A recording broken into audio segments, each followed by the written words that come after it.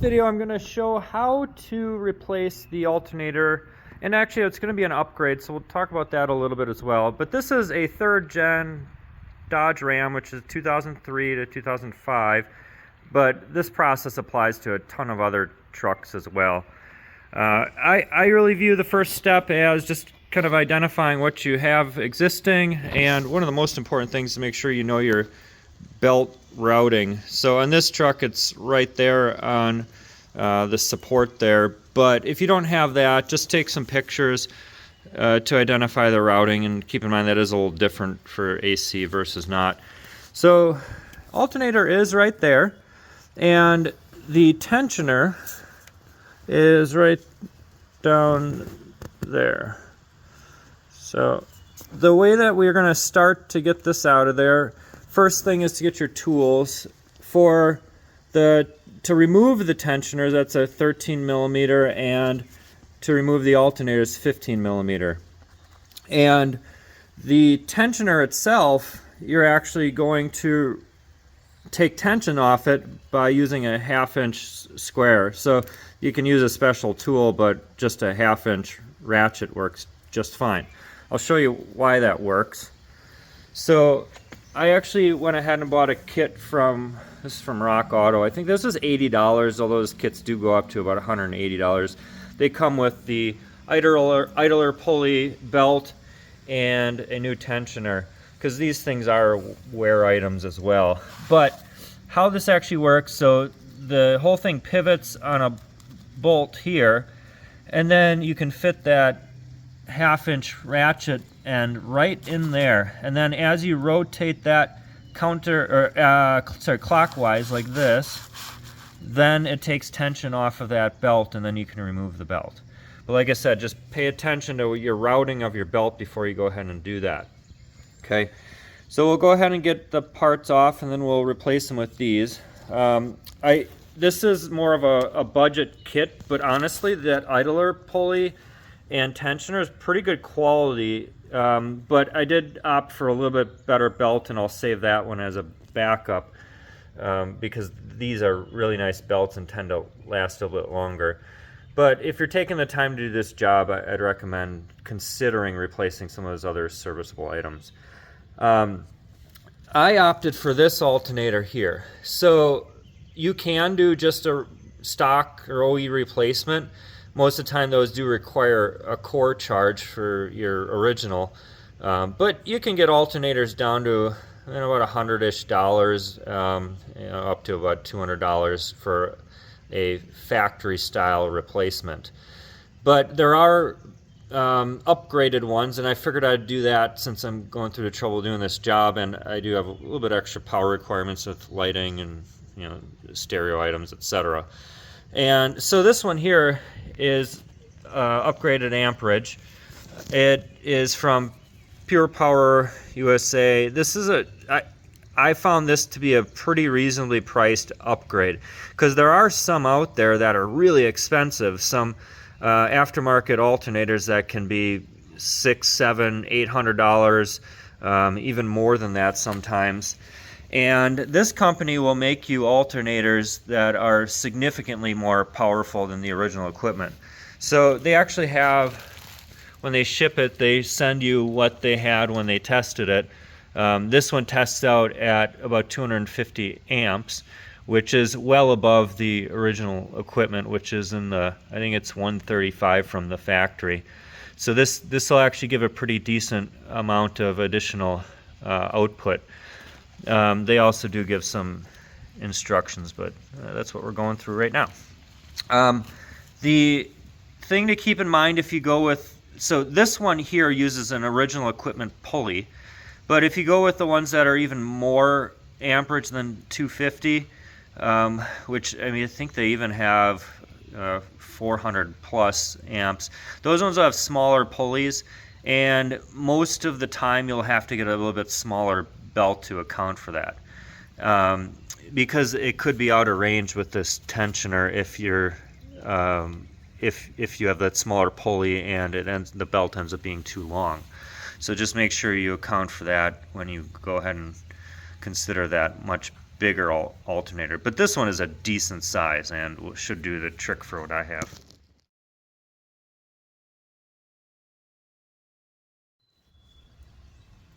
Alright, so now you can see that that 1/2-inch drive is engaged in the tensioner. And as I rotate that clockwise, like that, it takes tension off the belt. So you can see that right there. So if I come far enough, it'll take enough tension off that I can just slide that belt off, okay? Just like that. Now, we'll be able to go ahead and remove the alternator, or in the case of this job, I'll remove the tensioner and idler pulley as well.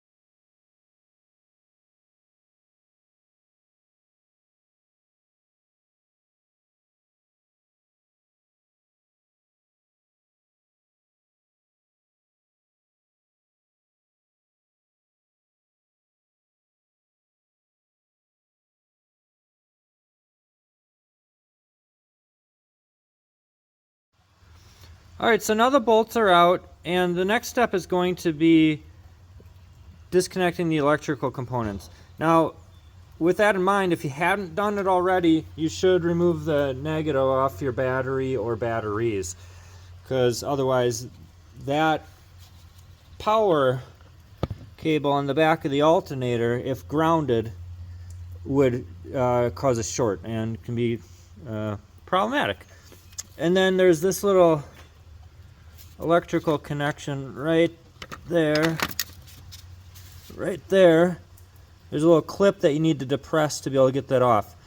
If you have trouble seeing it, you can actually, there's a little slack on that, so you can actually get the alternator loose and try to get it out then. That's what I plan to do on the power connector. I'll get the alternator out and then I'll be able to get that off with a wrench. Another thing to note, I have electrical fans that are aftermarket on here. On OE, you probably have to remove the fan shroud. I don't know that for sure, but that would be my best guess. Alright, to get that out of there, sometimes it just comes real easy, but in my case, it's been on there a while. So I just gave a little tap on here with a hammer. Keep in mind this is cast aluminum, so just be a little bit cautious. And then, you know, pry bar or something to kind of pry here works real well. I'd be a little cautious on this side because there's wiring and plastics and stuff. But over on this side it's just metal, so you can see how as I pry there it's starting to move. And just be careful that it doesn't fall and put stress on those wires.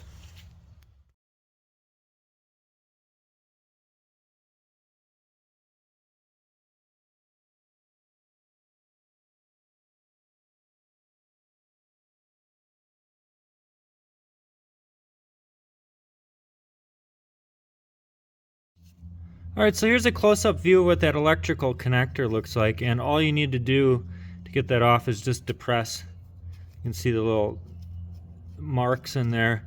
Just depress that down and then pull this connector back. Alright, now I'm ready to reinstall the alternator.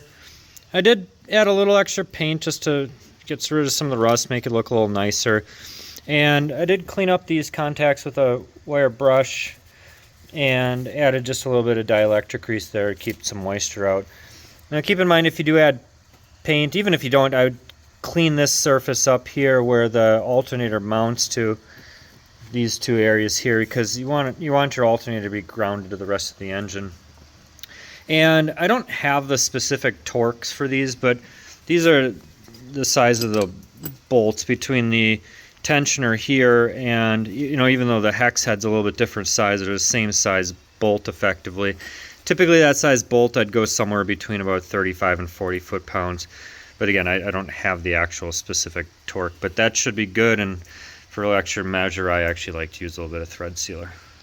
So when you're installing the idler pulley, keep in mind there is this little clocking tab here that fits right in down here and the bolt there, so that makes sure that it's appropriately clocked. And I'll go ahead and get that in there and torqued. Like I said, I'll do about 35 foot-pounds with some thread sealer on that bolt.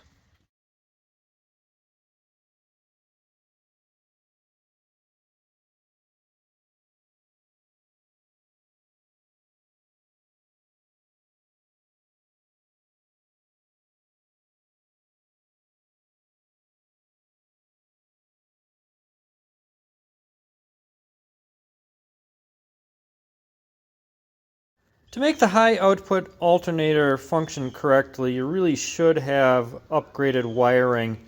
And basically the three wires that need to be upgraded is you should have an upgraded ground from the battery to a ground.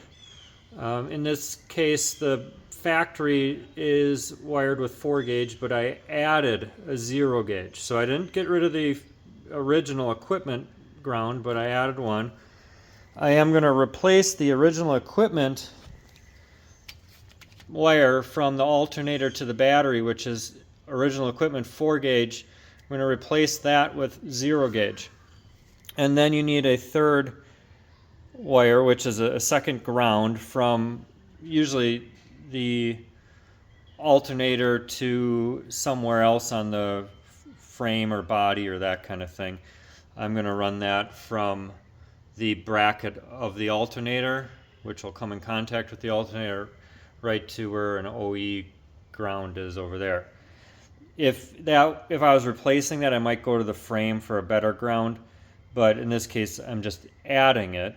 I'm not getting rid of the original equipment grounds, just adding it. So it will allow electricity to flow just a little bit better and a little bit safer. You want adequate grounds where things can get overheated, overloaded. Alright, so to get this power wire to work for my application, so this is again 0 gauge. This is designed for car audio, but it worked perfectly fine for power wire on the truck. And this will flow tons of power. And what I'm going to use is a terminal like that, which has a Allen key, which is reusable. They do have crimp-on style as well. And then this one runs from the alternator to the positive on the battery. On the other end, I could use two like that and just put it on the bolt end of the terminal. But in this case, I actually have a car audio connector like that has a female acceptor for 0 gauge, so that'll work great. But in case you don't have that, you can just crimp on one like this and it'll go right on the bolt like that. All right, so how do we get this on there? I have special shears like that. These aren't actually real expensive, $20 or $30 from Channel Lock. That works pretty good to cut this kind of wire. And then just a real sharp, can't find it right now, but just a razor blade to cut the insulator, usually about a 1/2 inch, and then you can insert that into there and then tighten that Allen, and then you're good to go. Alright, I'm going to show how to put one of these crimp-on style connectors onto the end of the wire. This is 4 gauge that I'm going to use for a ground. This is contrasted to this style, which just uses a hex key Allen, which tightens against the wire. Okay, so you needed some form of a cutting implement. These ones from Channel Lock work pretty well like this. You can use wire cutters, thinner wire, but for 4 gauge, 0 gauge, etc., you need something more like that.